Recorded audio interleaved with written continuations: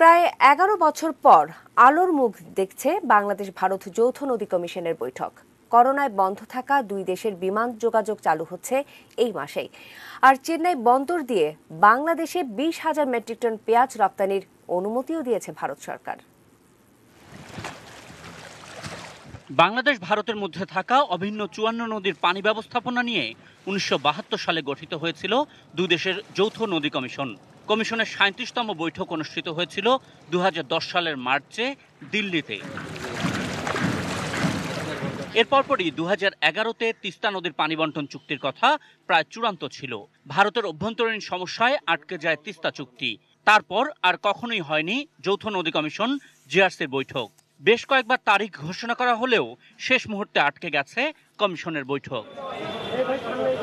বৈশ্বিক রাজনীতির নানা হিসেব নিকেশে প্রতিবেশী বাংলাদেশের সঙ্গে সম্পর্কের উষ্ণতা আগের মতো রাখতে করোনাকালেও সক্রিয় দেখা গেছে ভারতের বিদেশ মন্ত্রণালয়কে।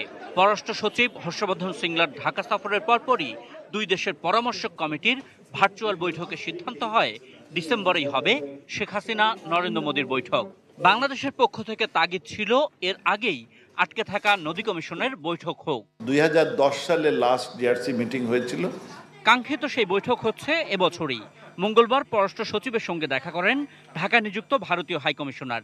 এরপর পরই পররাষ্ট্র সচিব জানান, পানি সম্পদ মন্ত্রণালয়ের সচিবদের বৈঠকের পরপরই অনুষ্ঠিত হবে জিআরসির বৈঠক।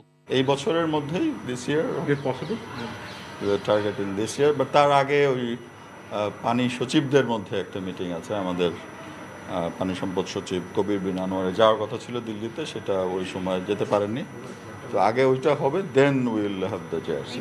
করোনাকালে আটকে থাকা দুই দেশের বিমান যোগাযোগ এয়ার বাবল পদ্ধতিতে এ মাসে চালু হচ্ছে বলেও জানান পররাষ্ট্র সচিব। খুব শীঘ্রই we can also do hopefully by this month. অভ্যন্তরীণ সংকটে ভারত পেঁয়াজ রপ্তানি বন্ধ রাখলেও বাংলাদেশে ২০,০০০ মেট্রিক টন পেঁয়াজ রপ্তানির অনুমতি দেওয়া হয়েছে। তবে সেটা চেন্নাই বন্দর ব্যবহার করেই নিতে হবে বলে জানান ভারতীয় high commissioner. So that's about 20,000 metric tons.